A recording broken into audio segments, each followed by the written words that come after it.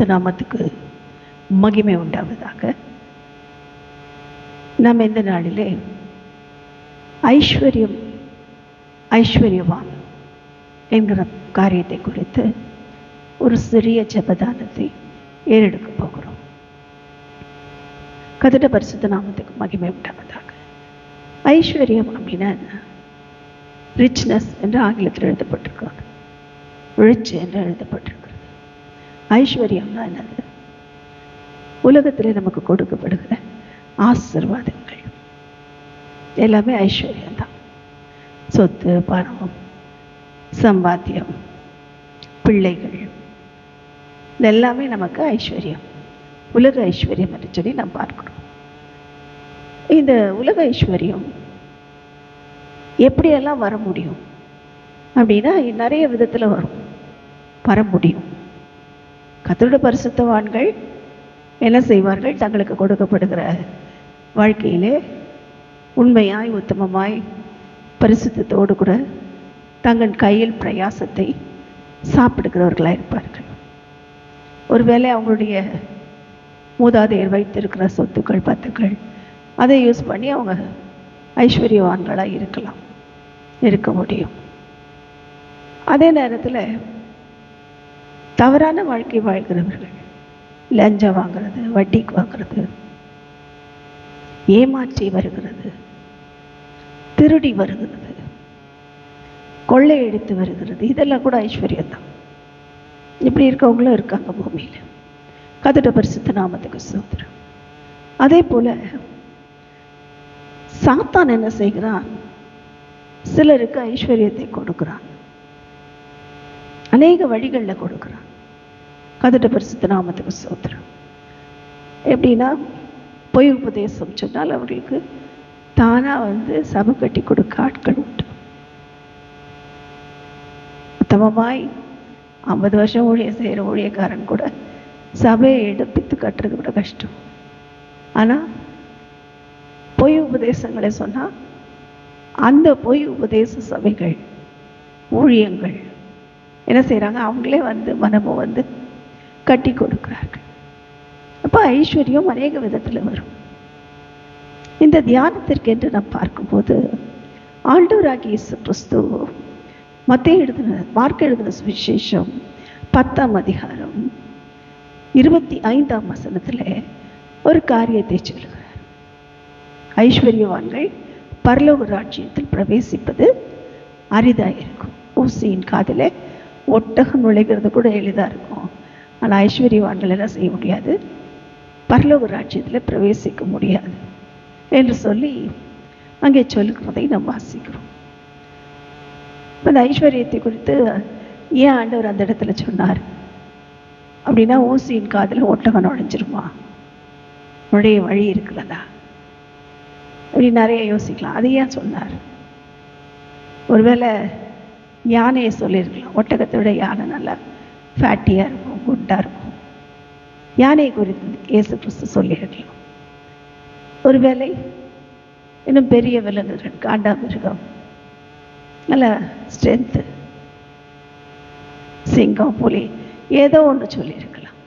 ஆனால் ஆண்டவராகிய இயேசு கிறிஸ்து ஏன் அந்த இடத்துல அந்த உண்மை ஒட்டகத்தை குறித்து ஏன் சொன்னார் அப்படின்னு சொல்லி பார்க்கும்போது, முதலாவது எந்த ஒரு தியானமாக இருந்தாலும் நாம் படிக்கிற அதிகாரம் ஏன் எழுதப்பட்டது, யாரால் எழுதப்பட்டது, எதற்காக எழுதப்பட்டது என்று சொல்லி சில காரியங்களை நாம் பார்த்துட்டு தான் பார்க்கணும். இங்கே ரட்சிப்பை குறித்து ஆண்டவர் இந்த அதிகாரத்தில் 10ஆம் அதிகாரத்தில் பேசுகிறார். மார்க்கு சுவிசேஷத்தில் 10ஆம் அதிகாரத்தில் அவர் அழகாய் ரட்சிப்பை குறித்து சொல்லிக் கொடுக்கிறார்.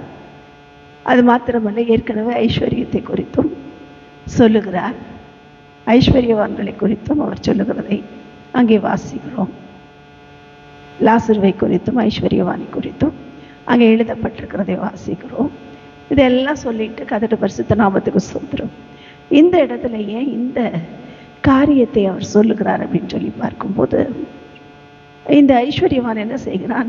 இப்படி எல்லாம் சொன்ன உடனே அவனுக்குள்ள ஒரு பயம் வந்துடுச்சு. இவன் ஒருவேளை நியாயமாய் சம்பாதித்திருந்தால் அவனுக்கு பயம் வர சான்ஸே இல்லை. ஏதோ தவறான வழிகளில் சம்பாதிச்சிட்டான், ஏதோ யாரையோ கொள்ளை அடிச்சிருக்கான், யார்கிட்டையும் ஏமாத்திருக்கான், திருடி இருக்கான், பொய் சொல்லியிருக்கான். இது இவனுக்குள்ள குத்த ஆரம்பிச்சிருச்சு. ஐயோ, எப்படியாவது நானும் தேவராஜ்யத்துக்கு போகணுங்கிற எண்ணமும் ஆசையும் வந்துருச்சு. கர்த்தருடைய பரிசுத்த நாமத்துக்கு ஸ்தோத்திரம். வந்த உடனே தான் ஆண்டவர்கிட்ட வந்து கேட்குறேன், ஆண்டவரே நான் என்னப்பா செய்யணும் தேவராஜ்யத்துக்கு வர்றதுக்கு அப்படின்ட்டு அவர்கிட்டயே வந்து என்ன செய்கிறான், ஐடியா கேட்குறான். ஆண்டவர் வேற ஒன்றுமே சொல்லலை. இப்போ உனக்கு உள்ளதையெல்லாம் விட்டு தரித்திரருக்கு கொடு, பிற்பாடு என்னை பின்பற்றி வந்தார். அது ரொம்ப கஷ்டமான காரியம். கர்த்தருடைய பரிசுத்த நாமத்துக்கு ஸ்தோத்திரம். எல்லாத்தையும் வித்துடுறது, இவ்வளோ நாள் சம்பாதிச்சாச்சு, வீடு மேலே வீடு வாங்கியாச்சு, வட்டிக்கு மேலே வட்டிக்கு விட்டு அங்கங்கே கிரவுண்ட் வாங்கி போட்டாச்சு, ஏமாற்றி தான் வாங்கணும், எல்லாம் வாங்கியாச்சு, லஞ்சம் வாங்கி போய் சொல்லி எல்லாம் செஞ்சாச்சு. இப்போ போய் அதை திருப்பி கொடுன்றாரு, அதை விட்டு தரித்திரருக்கு கொடுன்றாரு. அது ரொம்ப கஷ்டமான காரியம். அவன் அப்படியே மனசாபப்பட்டு என்ன செய்தான், அமைதியாக போயிட்டான். கர்த்தருடைய பரிசுத்த நாமத்துக்கு ஸ்தோத்திரம்.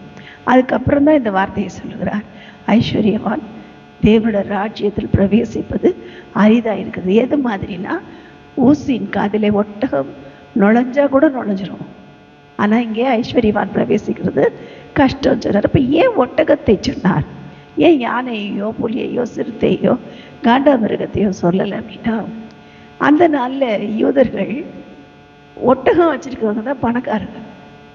எவ்வளோ ஒட்டகம் இருக்கோ அவங்க அவ்வளோ ஐஸ்வர்யம், அவ்வளோ பெரிய ஆள். இப்போ நமக்கு எப்படி கார், என்ன கார் வச்சுருக்கீங்க, கான்டெஸ்டா அப்போ அந்த காலத்தில். இப்போ பார்த்தீங்கன்னா ஆடி கார், லம்போர்கினி, அதுக்கப்புறம் ஏதாவது முக்கியமான காரோ அதெல்லாம். இந்த கார் வச்சுருக்கேன், அந்த கார் வச்சுருக்கேன். கர்த்தருடைய பரிசுத்த நாமத்துக்கு ஸ்தோத்திரம். இந்த கார் வச்சுருந்தா இப்போ ஐஸ்வர்யம். அப்படி போல் யூதர்களுடைய காலத்தில், இயேசு கிறிஸ்து இந்த பூமியில் இருந்த காலத்தில் ஒட்டகங்கள் நிறைய வச்சுருக்கவங்க தான் ஐஸ்வர்யவான். அதனால தான் அவர் அந்த ஐஸ்வர்யவானுக்கு அந்த காரியம், ஏன்னா அவர் வந்திருக்கிறது கூட ஒரு வேலை ஒட்டகத்தில் கூட வந்திருக்கலாம். ஏன்னா பெரிய ஆள்லாம் சாதாரணமாக நடந்து வர மாட்டாங்க. ரொம்ப கஷ்டப்படுறவங்க, மிடில் கிளாஸு எல்லாம் கழுதையில் போவாங்க. பிரயாணங்கள் போகும்போது கழுதை மேலே ஏறி போவார்கள். அவங்களாம் மிடில் கிளாஸ்னு அர்த்தம், பணக்காரங்க கிடையாது, ஐஸ்வர்யவான் கிடையாதுன்னு அர்த்தம். ஆனால் இங்கே யூதர்களோட காரியத்தில் ஒட்டகத்தில் வந்தால் பெரிய ஆள், ஒட்டகங்கள் நிறைய வச்சுருந்தா பெரிய ஐஸ்வர்யம், நிறைய சொத்து பத்து இருக்குங்க அவருக்கு அப்படின்னு சொல்லி மதிப்பார்கள். அப்போ இங்கே ஆண்டவர் ஒட்டகத்தை ஏன் சொல்லுகிறார், ஒட்டகம் அப்போ ஊசின் காதில் நுழைய முடியுமா, இது சாத்தியமா, இதை ஏன் சொன்னார்? கர்த்தருடைய பரிசுத்த நாமத்துக்கு ஸ்தோத்திரம். நாம் அப்படி தியானிக்கும் போது ஆண்டவர் என்ன செய்கிறார் என்றால், எப்படி நாம் சொல்லுவோம் யானை மாதிரி சாப்பிட்றோம் அப்படின்னு, மலையே முழுங்கிடுவான் போல பசியில் அப்படின்னா என்ன அர்த்தம், மலையை முழுங்கிடுவாங்கன்னு அர்த்தமா, இல்லை யானை மாதிரி சாப்பிட்றாங்கன்னு அர்த்தமா? இல்லை, ஓமையாக அவர்களுடைய சாப்பாட்டின் அளவை குறிக்கும்படி அப்பா இவ்வளோ சாப்பிட்றானேன்றதை வெளிப்படுத்துகிறதற்கான வார்த்தை தான் இது. அப்படி தான் இயேசு கிறிஸ்து என்ன சொன்னார், இவ்வளோ பெரிய நீங்கள் மதிக்கிற உங்களுடைய பிரயாண மிருகமான உங்களோட காராக இருக்கிற அந்த ஒட்டகம் ஊசியின் காதுக்குள்ளே கூட போயிடும். எப்படி போகும்னா, ஒட்டகம் தன்னுடைய அந்த எல்லா காரியத்தையும் இழந்த பிற்பாடு அந்த ஒட்டகம் மயிரில் என்ன பண்ணலாம், ஊசி வச்சு தைக்க முடியும். அது தனக்குரியதை எழுந்து போகும்போது அதை ஒட்டக மயிராக தைக்க முடியும். அதை தான் என்ன செய்தார், யோவான் ஸ்நானகன் தரித்து கொண்டிருந்தார். ஒட்டகம் மயிர் தரித்தவராய் வனாந்திரத்தில் கூப்பிடுகிறவருடைய சத்தம் என்று சொல்லி யோவான் ஸ்நானகரை குறித்து நாம் வாசிக்கிறோம். கர்த்தருடைய பரிசுத்த நாமத்துக்கு ஸ்தோத்திரம். அது மாத்திரமல்ல, இன்னொரு இடத்துல ஆண்டவர் சொல்லும்போது பரிசேயர் சதுசேயரை பார்த்து சொல்லுகிறார், நீங்கள் என்ன செய்கிறீர்கள், கொசு இல்லாமல் வடிகட்டுறீங்க, எல்லாத்தையும் அழகாக ஃபில்டர் அவுட் பண்ணுறீங்க தண்ணி குடிக்கும்போது. ஆனால் என்ன குடிக்கிறீங்க, எப்படி சாப்பிட்றீங்க, ஒட்டகத்தை விழுங்குகிறவர்களாக இருக்கிறீர்கள் அப்படின்னா என்ன அர்த்தம்? பரிசேயர் சதுசேயர் ஒரு பெரிய ஒட்டகத்தையாக விழுங்குனாங்க? இல்லை. அதே மாதிரி தான் இந்த வார்த்தையும், ஒட்டகமானது ஊசியின் காதில் நுழைகிறது இல்லை, எளிதாக இருக்கும், ஆனால் ஐஸ்வர்யவான் தேவனுடைய ராஜ்யத்தில் பிரவேசிப்பது மிக மிக அரிதுங்கிற அர்த்தம் கொள்ளும்படி இந்த வார்த்தையை சொன்னார். இன்றைக்கான இந்த தியானம் இது போதும். இனி இன்னும் ஐஸ்வர்யம் என்கிறதை குறித்து கர்த்தர் நம்மை நடத்துகிறபடி அடுத்த நாளிலே நாம் பார்க்கலாம். கர்த்தாவே, நாங்கள் கேட்ட வசனத்தை எங்கள் இருதய பலகைகளை எழுதி உமக்கு நாங்கள் உத்தமமாய் ஜீவிக்க எங்களுக்கு வருகிற ஐஸ்வர்யம் எப்படி வருகிறது, யாரிடத்திலிருந்து வருகிறது, அது பரிசுத்தம் உள்ளதா என்று ஆராய்ந்து பார்த்து எங்களை காத்துக்கொள்ள எங்களுக்கு உதவி செய்யும். இயேசுவின் நாமத்தில் பிதாவே, ஆமென்.